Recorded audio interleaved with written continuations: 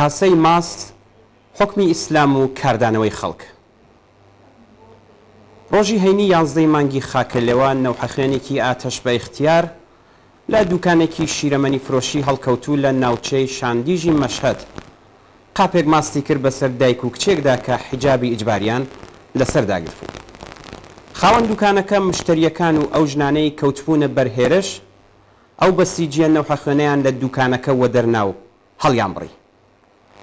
لاوانی شاندیز بە خێرایی وێنەی دەسڕێژی کارە بەکرێ گیراوەکە ناو و ئادرسی ماڵەکەیان لە تۆڕە کۆمەڵایەتیەکاندا بڵاو کردەوە و خوازیاری تەمبێکردنی بوون. دادستان ئەو کەسە بەسیجیەی بەڕواڵەت کرد تا خۆی لە بڵێسەدارتربوونی قین و تووڕەی خەڵک بپارێزێ. حکمی پلۆمکردنی دوکانەکەش دەرچوو، بەڵام لە ترسی ناڕزایەتی خەڵک دوای چەند کاتژمێرێک حکمەکەیان پوچەڵ کردەوە.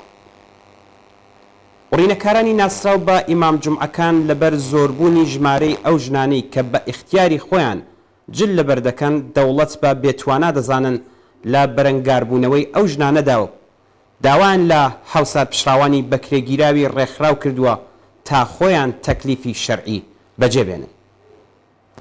ڕشتنی ماست بەسەر ئەو دایک و کچەدا لە ئاکامی ئەم جۆرە ئامۆژگاریانەدا ڕوویداوە. نووسیویانە کە ماست بەسەرداکردن ڕەنگە لە داهاتوودا ببێتە تیزە پێداکردن. وەزارەتی نێوخۆی کابینەی ڕئیسی ڕۆژی دەیمانگی خاکەلێوە بەیانیەکی سەبارەت بە حیجاب دەرکرد.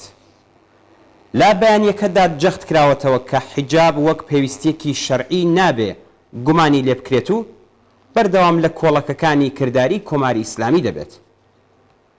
لە بەشێکی دیکەی بەیانیەکەدا ڕەچاوکردنی حیجاب لە گشت شوێنە گشتیەکان بە پێویست زانراوە و وتراوە لەگەڵ ئەو ژنانەی کە حیجابی زۆرەملی ڕەچاو ناکەن وەک کەسانی لادەر و پێشێلکار هەڵسوکەوت دەکرێت. لا بەیانیەکەی وەزارەتی نێوخۆدا داوا لە مبەلغینی خورافەپەرست و کەسانی ئاتەش بە اختیار کراوەتە بە ئامادەبوون لە مەیدانەکان ئەرکی بەرگرتن لە بێحیجابی بەرەو پێش برن.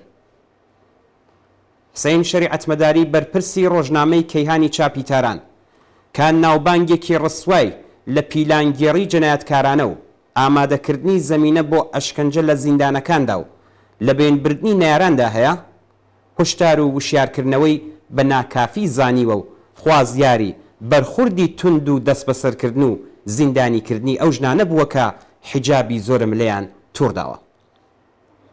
یەکێک لە دەستکەوتەکانی شۆڕشی سیاسی کۆمەڵایەتی ژن ژیان ئازادی ناسراو بە ژینە هەڵوەشانەوەی یاسای مربوط بە پۆشین و حیجابی ئیجباریە. بە پێی ئەو زانیاریانەی بڵاو بوونەتەوە لەلایەن ستادی ئەمری چاکە و نەهی لە خراپەوە ژمارەی ئەو ژنانەی کە بە قەولی ئەم ستادا حیجابی شەرعی ڕەچاو ناکەن گەیشتووەتە ملیۆنان کەس. ژمارەیەکی زۆری پیاوان داکۆکی لەم ژنە بوێرانە و نافەرمانی و خەباتیان دەکەن. ئاخوندێکی کەل لە وشک بەم بیانوەی کە ئەگەر بەر بە بێحیجابی و بەدحیجابی نەگیرێت نافەرمانی لە بەرامبەر یاساکانی بە قسەی ئەو ئیلاهیدا پەرەدەستێنێ. ئەم بابەتە پەرەی سەندووە و ئاخوندەکان خوڕافات کوێری کردوون و نایبینن. لە ئێستادا زۆربەی هەرە زۆری شارۆمەندان نەتەنیا لە حیجابی ئیجباری بەڵکو لەباری زەینیەوە لە هەموو جۆرە مەسهەبێک تێپەڕیون. جێگرەوەی سەرجەم مەراسمە مەسەبیەکانی سەر گۆڕی گیانبەخت کردوان بە دروشمی سیاسی و دژە حکوومەتی، سوغڕانی سیاسی و تێکۆشەرانەی بنەماڵەکان و خەباتکاران لە کاتی ئەسپەردەکردنیان و سەردانی گۆڕەکانیان و تازەکردنەوەی پەیمانی تێکۆشان لەگەڵ ئارمانەکانی منداڵەکانیان و قارەمانانی گیانبەخت کردو تەنیا یەکێک لە دەرکەوتەکانیەتی. شۆڕشی ژینا کە خاوەنی دوو خەسڵەتی ئاوێتەی یەکتری سیاسی و کۆمەڵایەتیە لە بواری کۆمەڵایەتیدا خەریکە قوڵتر دەبێتەوە و بواری مادی بۆ کۆنتترۆلی سەر لە نێو شەقامەکان و هێنانە مەیدانی دەیان ملیۆن ژن و پیاوی کرێکار و زەحمەتکێش ڕیشەدارتر دەکات. ئەم ڕاستیە لەسەر ناوەڕۆکی ئەو قەیرانە چارە هەڵنەگرانەی داوێنگێری ڕژین بوون مژدەی بە گۆڕسپاردنی بە شێوەی بەردەوام لە گوێدا دەزرینگێتەوە.